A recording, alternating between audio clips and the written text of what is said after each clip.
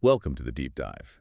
Today we're taking a closer look at Neil Oliver, the Scottish archaeologist, historian. Yeah, He's become quite a central figure in certain conversations lately. that's right. And our main source here is an interview transcript from the redacted YouTube channel. Ah, yes, the one titled Scotland is Being Destroyed and Neil Oliver is Trying to Save It. Quite a strong title. It is, and it really frames his perspective. So our goal today is pretty clear. Unpack Neil Oliver's views, what he thinks is happening in Scotland, and, well, the wider West too, really. Exactly. And look at his own journey, how he ended up where he is now, his thoughts on things like freedom, censorship, these big societal shifts he's talking about. We want to get into the nuances, right? Yeah. Understand what he's saying, the context, and maybe connect some of those dots for you, the listener. Precisely. Not just the headlines, but the thinking behind them and what he sees as the implications. Okay, so let's start with his personal journey. He calls it an awakening, but Yeah. one that came at great expense. What was life like for him before this shift? Well, before all the COVID stuff kicked off, he described himself as being pretty much resident in the belly of the beast, kind of a minor establishment figure. What does that mean exactly? Like, what was he doing? Think about it, he made most of his TV for the BBC. History shows, landscape documentaries, popular stuff. Right, I remember those. Coast, for example. Yeah, exactly. Plus, he was president of the Scottish Tour Guides Association, the National Trust for Scotland, writing for broadsheets, patron of charities. Even got invites to the Baxis, apparently. So, very much an insider. Very much so. That was the perception, anyway. And how quickly did things change for him? He says it started with the lockdowns. Yeah, ever since lockdowns and so on started, is how he put it. Initially, he said he trusted the government, thought they were acting in good faith. But that changed. Quite rapidly, it seems. He came to believe that wasn't the case, and that disillusionment, that feeling, pushed him to speak out. And the consequences were pretty immediate from what he describes. Oh, definitely. He talks about losing access to his livelihood, being self-employed, the ways he earned a living were suddenly gone, all shut off, he says. And censorship, too. Absolutely. He mentions suppression and censorship on social media, other platforms, and he believes that's still going on today. It's interesting how he frames it, though. Not that he changed, but that the world moved. Yeah, the world moved away from him. That's his perspective. He feels he stayed put, but the ground shifted under his feet. That's quite a statement. How does he interpret that censorship he faced? What's his reasoning for why it happened? Well, he basically sees it as a sign that the authorities have completely lost the argument, his words. Meaning they can't debate anymore. He feels they aren't coming from a credible position, so the only tool left in their toolbox is to, shut down dissent, silence the opposition. But despite that, he feels his message is getting through. Does he offer any proof of that? He does. He talks about experiences, like people coming up to him in public in Scotland, just saying things like, "Thank you, Neil. Thank you for telling the truth." Wow, okay. Direct feedback. Yeah. And also he mentions getting thousands of letters. And this is quite something. Sometimes they're just addressed to Neil Oliver in Stirling. Seriously, no full address. Or even just the Coast Guy. That's his social media handle. And he says they still reach him. That's incredible. He sees it as a testament to the reliability of the Royal Mail, but also the effort people are making, going out of their way to connect. So if it's not the visible politicians driving this censorship and these issues, who does Oliver point the finger at? Right. He doesn't really see the prime ministers or first ministers as the source. He calls them factums. Factums. Like phantoms. Sort of, yeah, like puppets, figureheads, delivering words scripted for them elsewhere. That's how he puts it. So who's writing the script, in his view? He points to much larger entities, things like the United Nations, the World Economic Forum, globalism in all its manifestations. Okay.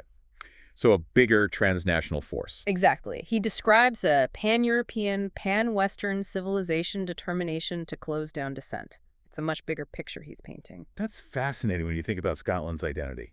Stirling Castle, William Wallace, that whole "they'll never take our freedom" idea is so ingrained. It really is. Yet Oliver observed this sudden rolling over Mm-hmm. during COVID. How does he square that history of stubborn opposition with what he saw happen? That's a central puzzle for him, I think. Why Scotland? Why places with such strong identities? He has a theory, though. Which is? He believes this globalist project, as he calls it, specifically targets places like Scotland. or Britain, Ireland, Canada, New Zealand, Australia. Why them specifically? Because, he argues, they're small, they've had a very clearly defined sense of themselves, they're synonymous with freedom. So the goal is to break down that identity. That's his claim. To undo these people, turn them into homogenized places, atomized populations, to essentially strip out millennia of identity. Make it everyone the same, disconnected. Does he give examples of how this is happening? He does. He talks about Ireland, for instance, saying it's being flooded with deliberate immigration at levels the country just can't cope with. He mentions specific numbers, doesn't he? Yeah, an agreement to take up to 24,000 new people a year, and he stresses that number can go up at any point, with, crucially, no control from the Irish people themselves. He links it to Ireland being heavily under the EU's influence, or yoke, as he puts it. And London, too? Mm-hmm.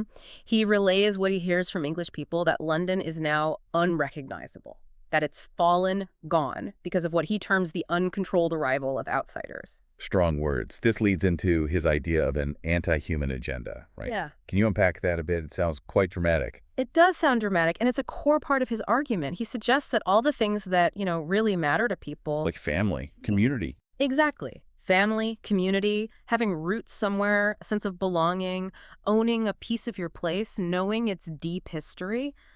All of that, he argues, is being deliberately dissolved away. Dissolved. To what end? The goal, in his view, is to atomize people, to decimate communities, cut away at the roots. So people feel isolated, alone, bonded to nothing, coming from nothing. That's the state he believes certain forces want people in. Why? What's the advantage of that? He calls it the playbook of would-be totalitarians, would-be globalists, would-be dictators. If people don't respect their parents' values, don't feel connected to their culture or nation, well, they're potentially easier to influence or control. He gave that legislative example from Scotland, the named persons bill. How did that fit into this idea? Right, that bill was quite something. It proposed assigning a state-approved outsider, could be a teacher, someone else, to every child under 16, maybe even 18. A state-approved person for every child. Yeah, and the idea was this person would build a relationship, have conversations with the child, potentially behind the family's backs. Parents wouldn't necessarily know what was discussed. Wow. That sounds intrusive. Highly controversial. He notes it went all the way to the Supreme Court in Scotland and was turned back, but he suspects it's not gone for good, just sitting in a drawer somewhere, waiting. Okay, so moving beyond that kind of direct intervention, what about broader societal issues? Living standards, opportunities for young people. How does he see things? He's pretty bleak on that front, actually. He states that for the first time, we have generations who have no realistic hope of doing as well, far less better than their parents. That's a heavy statement. Does he back that up? He gives a few examples. He mentions a survey suggesting life expectancy in Glasgow's East End was down to 55. 55? Seriously? Yeah, lower than life expectancy in certain African countries without clean water, he points out, which is shocking if true. What about education? He feels the education he got was better than what's available now, and that his parents got a more rounded education than him. He sees a trend away from critical thinking towards producing factory fodder. And housing. There was that story about Norma. Ah, yes, the woman Norma. Her niece in Edinburgh apparently on a waiting list for a bigger flat. But then, according to Oliver's source, immigrants were given 3-bedroom flats with gardens maintained by the government, effectively pushing the niece further down the list. How does Oliver interpret that? He doesn't see it as accidental. He calls it an orchestrated move to make the people angry, part of a controlled demolition of Britain and Scotland and Europe more broadly. Wow. Controlled demolition. So, adding to that, what about the economic pressures people face day to day? He definitely highlights those. Yeah. Paying absurd amounts of money for energy, the whole cost of living crisis. He thinks these things keep people preoccupied, right? Trying to survive. Exactly, just keeping their heads above water. Hard to focus on the bigger picture or resist when you're worried about bills. He also throws in things like talk of conscription or the climate crisis hoax as other distractions keeping people constantly on edge. So even without things like CBDCs, which we might get to later, he sees control happening now. Yeah, through more subtle means, perhaps, like the debunking culture or people losing jobs for saying things that go counter to the official narrative. It makes people keep their heads down, he suggests. Does he think most people see this bigger picture he's describing? Interestingly, no. He feels many people are still largely oblivious to these deeper, more systemic issues he's trying to highlight. Okay, it sounds like a pretty grim outlook he has. Does he see any hope, any way out? Surprisingly, yes. Despite everything, he maintains a sense of hope. He describes the situation as an attritional war. An attritional war, like a slow grind. Yeah, but one where he believes we're winning. Winning. Because he feels the truth is getting out, it's resonating. And the very fact that the censorship is so extreme is, for him, a sign that the authorities know this. They sense this suppressed zeitgeist, this underlying mood they don't want rising. So what's the strategy then? How does he suggest people should respond or resist? Is it about protests, revolution? No, not really. He's quite specific about this. He doesn't believe in violent upheaval or what we typically call revolution. He sees those often as just elite shifts, palace coups, or boardroom takeovers, not genuine popular movements. So if not revolution, then what? His answer is simpler: non-compliance. Non-compliance, just No. refusing. Basically, yeah, he imagines scenarios like a national strike or just enough people said enough. If enough people refuse to go along with things, even for a day or a week, he believes it would completely disempower the globalists, the totalitarian move. That's interesting. He also had that line about needing objectionable, awkward bastards, didn't he? He did. Not nice people, he says. When things get tough, you need people willing to be difficult, to push back.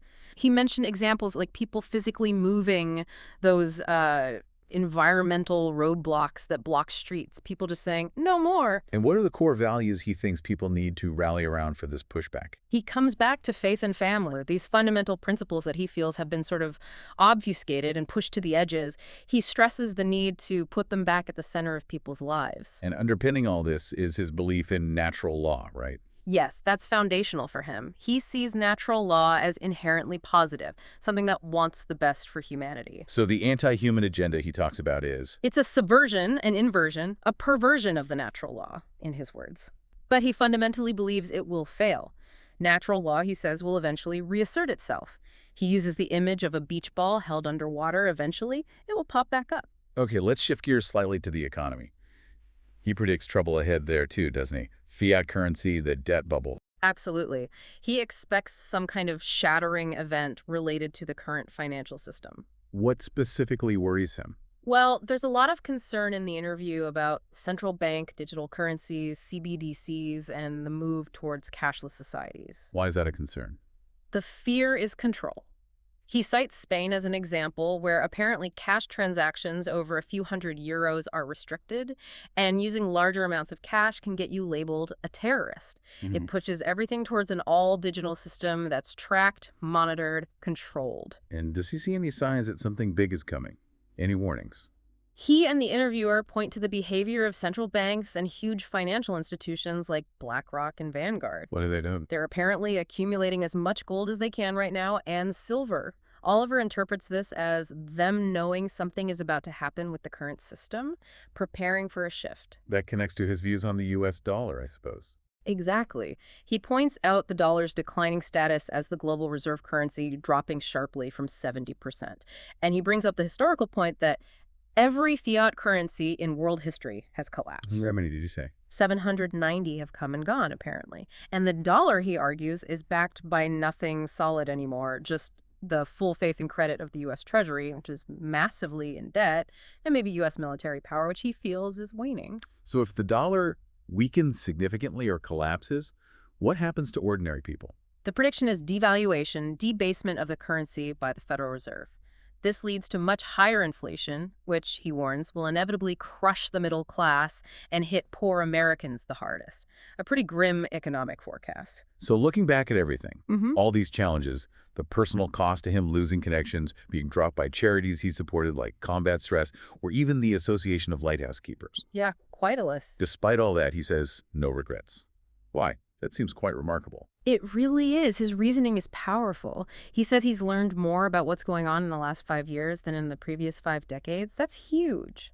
So a learning experience despite the cost. And connection, too. He found a whole different group of people he finds so interesting. But maybe the most crucial part for him personally. What's that? His children.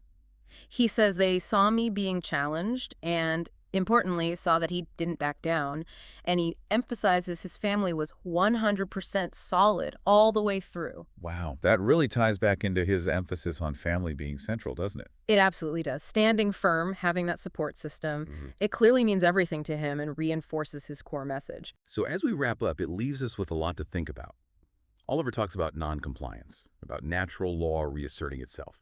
If resisting these huge societal shifts he describes feels overwhelming, maybe the question for you, the listener, is this. What smaller, tangible steps could you take in your own daily life? How might you assert your own freedoms or defend your own core values, drawing perhaps from the kind of principles Neil Oliver champions? Something to mull over.